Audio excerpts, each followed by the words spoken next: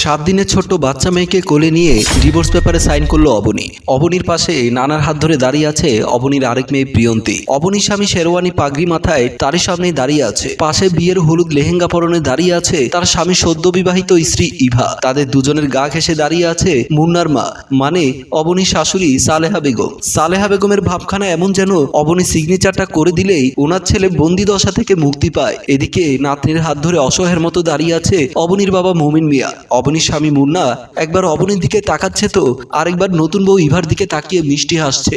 Abani divorce পেপারে সই করে দিলেই তারা তাদের নতুন সংসার শুরু করবে। ডিভোর্সটা হচ্ছে প্রথম স্ত্রী থেকে নতুন সংসারের অনুমতিপত্র মাত্র। কাপা কাপা হাতে অবনীর নামটা লিখতেই ঝাপসা হয়ে এলো চোখ। চোখের কার্নিশ বেয়ে গড়িয়ে পড়লো কয়েক ফোঁটা নোনা জল। নোনা জল গড়িয়ে বাচ্চা মেয়েটার কপালে। কপালে পানি পড়তেই শব্দ করে কেঁদে উঠলো বাচ্চাটা। বাচ্চার কান্না শব্দে হুঁশ ফিরল অবনীর। বাচ্চাটাকে বুকের সাথে চেপে ধরলো। বুক ফেটে কান্না আসছে কিন্তু কাঁদছে না অবনী। বাচ্চার কপালে চুমু দিয়ে উঠে দাঁড়ালো অবনী। ডিভোর্স পেপারটা তার স্বামী মুন্নার হাতে দিয়ে কাপা কাপা গলায় বলল, তোমাদের নতুন জীবনের জন্য শুভকামনা জানাতে পারছি না, আসলে মন থেকে আসছে না। এই যে নবজাতক মেয়েটাকে বাবা ছাড়া করলে, এই মেয়ে ওর বাবা ছাড়া বড় হওয়ার দীর্ঘশ্বাস, আরেকজন নারীকে স্বামী হারা করে অসহায় করে তার চোখ থেকে গড়ানো প্রতিটা জলের ফোঁটা তিলে তিলে এই সংসারটা শেষ করে দেবে। সামনে দাঁড়িয়ে ছিল অবনীর শাশুড়ি সালেহা বেগম। দাঁত কেলিয়ে হাসলো, বলল, অভিশাপ দিচ্ছ? আসলে এতে কিছুই হবে না। বলি বাপু, পরপর দুটা কন্যা সন্তান জন্ম দিলে আমার ছেলেকে একটা ছেলে সন্তানের মুখ দেখাতে পারলে না, আবার এখন আসছো আমার ছেলেকে অভিশাপ দিতে। পাশে দাঁড়ানো মুন্না বলল, মা বাদ দাও তো সব, জানোই তো শকুনের অভিশাপে গরু মরে না। আমি যে ওকে তালাক দিয়ে এখন একটা ভারী মিষ্টি লক্ষ্মী বউ ঘরে তুলেছি, সেটাতে ওর সহ্য হচ্ছে না। বলেছিলাম বাবু তোমাকে, আমার ছেলে দ্বিতীয় বিয়ে করতে চাই করুক, তুমিও আমাদের ঘরে দাসীবান্দির মতো থেকে যাও, আর যাই কিছু হোক স্বামীর পরিচয়টা তো দিতে পারবে না। লাট সাহেবের মেয়ে সতীনের সংসার করবে না, ডিভোর্স দিয়ে বাপের বাড়িতে গিয়ে উঠবে, দেখবে একটা সময় ভিক্ষা করেও ভিক্ষা জুটবে না। আমার ছেলেকে অভিশাপ দিচ্ছে। অবনী বলল, অভিশাপ দিচ্ছি না, অভিশাপ দিতে হয় না, দীর্ঘশ্বাসের সাথে অভিশাপ বেরিয়ে আসে।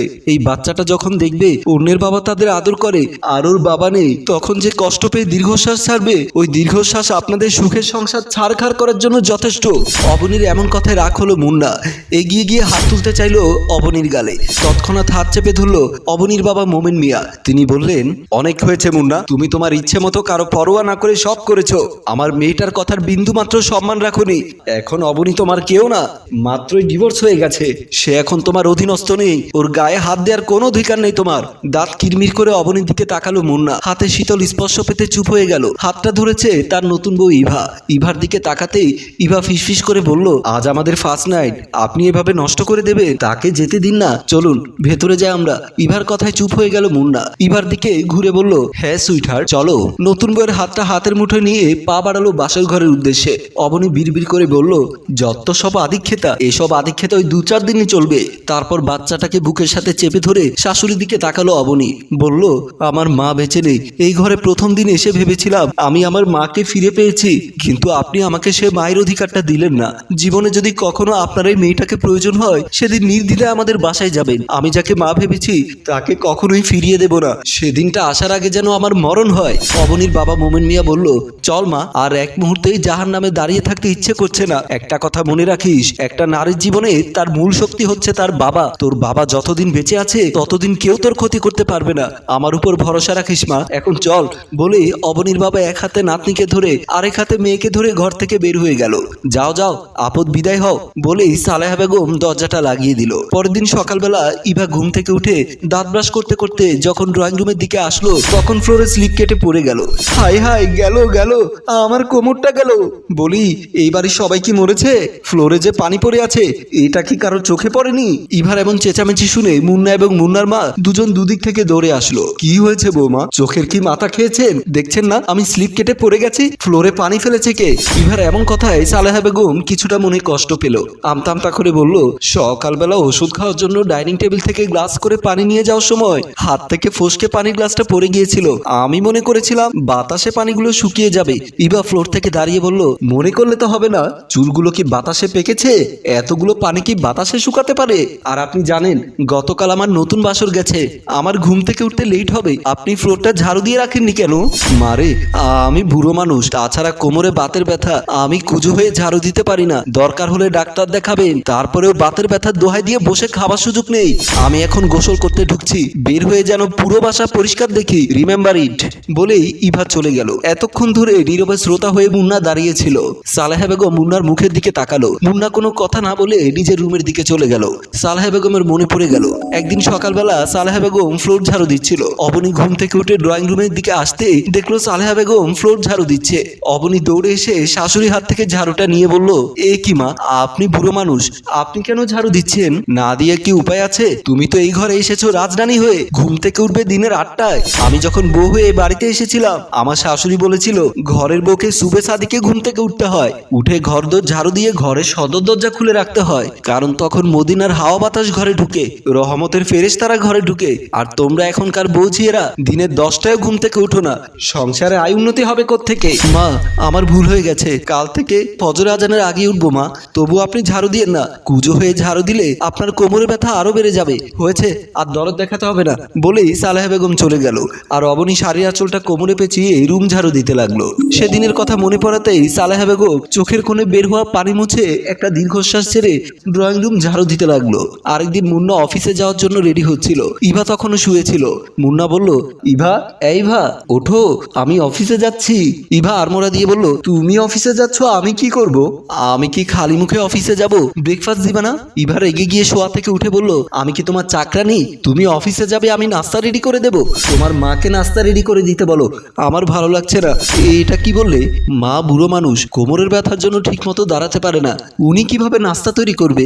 দেখো রান্নাঘরে গেলে আমার গ্ল্যামার নষ্ট হয়ে যাবে, আমার পক্ষে পসিবল না রান্নাঘরে গিয়ে কাজ করা। যদি তোমার মা না পারে তাহলে ঘরে একটা চাকরানি রাখো বলেই ইভা আবারও শুয়ে পড়ল। মুন্না নিরুপায় হয়ে খালি মুখে অফিসে চলে গেল। দুপুরের দিকে সালেহা বেগম কোমরের ব্যথা নিয়ে রুম ঝাড়ু দিচ্ছিল। এমন সময় ইভা উশৃঙ্খল একটা গেটআপ পরে ঘরের বাইরে যাচ্ছিল। দরজা খুলে বের হওয়ার সময় সালেহা বেগম বলল, বৌমা তুমি কোথায় যাচ্ছ? আমি কোথায় যাচ্ছি সেই কৈফিয়ত কি আপনাকে দিতে হবে? দেখো বৌমা, তুমি এই বাড়ির বউ, তোমার শ্বশুর ছিলেন একজন ফরেস্টগার মানুষ, অত্র এলাকার সবাই তোমার শ্বশুরকে অনেক সম্মান করত। তুমি যদি এসব পোশাক পরে ঘর থেকে বের হও তাহলে আমাদের মান সম্মান বলতে কি কিছু থাকবে? দেখুন আমি আপনাদের মতো সেকেলের মানুষ নই, আমার বাবা মা আমাকে মডার্নেস শিখিয়েছে। আমি মানদাতার আমলের বৌদিদের মতো হিজাব মেকআপ বোরকা পরে ঘর থেকে বের হতে পারবো না। যদি আমার এমন চলাফেরা আপনাদের সমস্যা হয় তাহলে আপনার ছেলেকে বলুন আমাকে আলাদা বাসা করে রাখতে। বৌমা তুমি এই দুপুর টাইমে চলে যাচ্ছ, দুপুরে আমি খাবো কি? খিদে লাগলে নিজে নিজে রান্না করে খান বলেই ইভা দরজা খুলে চলে গেল। সালেহা বেগম হারে হারে টের পাচ্ছে যায় দিন ভালো আসে দিন খারাপ। কোমরের ব্যথার কারণে দাবাতে দাবাতে রান্নাঘরের দিকে গেল। রান্নাঘরে এসে একটা ডিম নিল, তারপর একটা পেঁয়াজ নিল, ডিম ভাজি করে দুপুরে দুটো ভাত খাওয়ার জন্য। পেঁয়াজটা কোটার জন্য বসতে গিয়েও কোমরের ব্যথার জন্য বসতে পারছিল না। হঠাৎ সালেহা বেগমের মনে পড়ে গেল এরকমই একদিন দুপুর টাইমে উনার ছেলে মুন্না বড় বউ অবনীকে চেক আপ করাতে হাসপাতালে নিয়ে গিয়েছিল। তখন অবনী ছিল 7 মাসের অন্তঃসত্ত্বা। এদিকে সালেহা বেগমের খিদে লাগার কারণে সালেহা বেগম রান্নাঘরে গিয়ে পেঁয়াজ কুটতে বসেছিল। অবনী পরীক্ষার রিপোর্টটা স্বামীর হাতে দিয়ে রান্নাঘরে এসে শাশুড়িকে বলল, মা আপনি বুড়ো মানুষ, কোমরের ব্যথার জন্য বসতে পারেন না, আপনি কেন শুধু শুধু রান্নাঘরে আসলেন? না এসে উপায় আছে? আমি কি মানুষ না? আমার কি খিদে লাগে না? বলি এতই যদি শাশুড়ির জন্য দরদ থাকতো তাহলে হাসপাতালে যাওয়ার আগে রান্না করে যেতে। মা ডাক্তার বলেছিল খালি পেটে হাসপাতালে যাওয়ার জন্য, অত সাত সকালে রান্না করে গেলে সব খাবার ঠান্ডা হয়ে যেত। আপনি তো আবার ঠান্ডা খাবার খেতে পারেন না। ভেবেছিলাম তাড়াতাড়ি চেক আপ করে এসে রান্না করব, কিন্তু হাসপাতালের লম্বা লাইনের কারণে আমাদের চেক আপ করে আসতে একটু লেট হয়ে গেল। আপনি জান মা, আমি রান্না করে দিচ্ছি বলেই শাশুড়ির হাত থেকে পেঁয়াজটা নিয়ে নিজেই কুটতে বসে গেল। কথাগুলো সালেহা বেগমের মনে পড়তে চোখ দিয়ে ঝরঝর করে পানি পড়তে লাগলো। চোখের পানি মুছতে মুছতে সালেহা বেগম একটা দীর্ঘশ্বাস ফেললো। এভাবেই চলছিল ইভা এবং মুন্না দম্পতির সংসার। এভাবে কেটে গেল প্রায় 1টা বছর। নানা ঘাত প্রতিঘাত সত্ত্বেও মুন্না চেয়েছিল সংসারটা টিকিয়ে রাখতে, কিন্তু আজ মুন্না অফিস থেকে বাসায় ফিরে দেখলো ড্রয়িং রুমে মা বসে কান্না করছে। মুন্নাকে রুমে ঢুকতে দেখেই সালেহা বেগম ছেলেকে জড়িয়ে ধরে কান্না করতে করতে বলল, বাবা তুই এসেছিস ভালো হয়েছে। কেন মা, কি হয়েছে? তুমি কাঁদছো কেন? বাবা তুই কি কিছু শুনতে পাচ্ছিস না? এমন সময় মুন্নার রুমে ডিজে সাউন্ড শুনতে পেল। আমার রুমে এত সাউন্ড করে গান বাজাচ্ছে কে? তুই গিয়ে দেখ বাবা, আমি মুখে কিছু বলতে পারবো না। তারপর মুন্না নিজের রুমের দিকে চলে গেল। নিজের রুমে গিয়ে দেখে তার বউ কম্পিউটারে ডিজে গান ছেড়ে দিয়ে অপরিচিত ছেলে মেয়ের সাথে নাচানাচি করছে। সবার হাতে নিষিদ্ধ পানির গ্লাস, ওরা পান করছে আর লাফালাফি করছে। এরকম উড়াধুরা নাচ দেখে যেন মনে হচ্ছে এটা একটা নাইট ক্লাব। মুন্না চিৎকার দিয়ে বলল, থামোই ভা, এসব কি শুরু করেছো? এটা নাইট ক্লাব নয়, এটা আমার বাসা। আর এরা কারা? ও ইয়ার, এরা আমার ফ্রেন্ড, আমরা পার্টি করছি। তোমার মন চাইলে তুমিও আমাদের সাথে এনজয় করতে পারো। আর যদি মন না চায় তাহলে ড্রয়িং রুমে গিয়ে তুমি তোমার মায়ের সাথে বসে গল্প করো। আমাদের মোজমাস্তি হয়ে গেলে ওরা চলে যাবে, তারপর তুমি রুমে এসো। ইভার বন্ধু বিজয় বলল, ইভা এই আনকালচার লোকটাকে আমার স্বামী। সাইফুল বলল, ও আচ্ছা, ইনি বুঝি তোমার স্বামীর নামে সাইনবোর্ড। বাবু বলল, ডার্লিং তুমি আমাকে বাদ দিয়ে গেও ভূতটাকে বিয়ে করেছো, তোমার রুচি এতই খারাপ। ইভার বান্ধবী রোশনি বলল, আরে দোস্ত তোরা বুঝিস না কেন, উনি তো ইভার নামে মাত্র স্বামী। ইভার বন্ধু বান্ধবীর কথা শুনে বলল, তুমি কি এখানে দাঁড়িয়ে দাঁড়িয়ে অপমানিত হবে, চলে যাও না। মুন্নার নিজেকে কন্ট্রোল করতে না পেরে ইভাকে কষে চর লাগিয়ে দিল। ইভা চর খেয়ে বাবুর গায়ে গিয়ে পড়ল। বাবু, বিজয়, সাইফুল সবাই মুন্নার দিকে তেড়ে আসতে চাইলো। ইভা ওদের থামিয়ে দিল। আমার বন্ধু বান্ধবের সামনে আমাকে এভাবে অপমান করার সাহস তোমার হয় কিভাবে? সাহস তো মাত্র দেখাতে শুরু করেছি, আরেক মুহূর্ত যদি এখানে দাঁড়িয়ে থাকিস তবে কারো ঘাড়ে মাথা থাকবে না। ভালোই ভালোই চলে যা বলছি। আর শোন, তোর মতো বেহাইয়া মেয়ের সাথে আমি সংসার করব না, তুই এক্ষুনি চলে যা আমার বাড়ি থেকে। আর দু একদিনের মধ্যে তোকে ডিভোর্স দেবো এবং তোর কাবিনের টাকা তোকে দিয়ে দেবো। ইভা তখন হাসতে হাসতে বলল, আমিও তো তাই চাই, তুমি আমাকে ডিভোর্স দাও আর আমি এই বাবুকেই বিয়ে করব। বের হয়ে যা আমার চোখের সামনে থেকে, এক্ষুনি বের হয়ে যা। যাচ্ছি, তবে কাবিনের টাকাটা সময় মতো পাঠিয়ে দিও। চলো বাবু, আজ থেকে আমি স্বাধীন, তাই চলো জানু। বলেই বাবু আর ইভা একজন আরেকজনকে জড়িয়ে ধরে বের হয়ে গেল। সাথে বন্ধু বান্ধবরাও সবাই চলে গেল। ওরা চলে যাবার পর মুন্না ড্রয়িং রুমে এসে মাকে জড়িয়ে ধরে বলল, মা, অবনীকে বের করে দিয়ে জীবনে বড় ভুল করে ফেলেছি। আজ আমি বুঝতে পারছি অবনী আমার জীবনে কতটা গুরুত্বপূর্ণ ছিল। বাবা, এখনো সময় আছে, চল আমি আর তুই গিয়ে অবনীকে ফিরিয়ে আনি। অবনীকে এখনো বিয়ে না করে বসে আছে কেন? তুই কি ভুলে গেছিস অবনী ডিভোর্স পেপারে সিগনেচার করেনি, তোকে বিয়ে দেওয়ার অনুমতি পত্রে সিগনেচার করেছে। শরীয়ত মোতাবেক অবনী এখনো তোর বউ, এবং আমি খবর নিয়ে জেনেছি সে এখনো তোরই অপেক্ষায় প্রহর গুনছে। আসলে মা, আমি হীরাকে কাজ ভেবে দূরে ঠেলে দিয়ে কাজকে হীরা ভেবে ঘরে ঢুকিয়েছিলাম। আমার মতো এমন ভুল আর কেউ যেন না করে।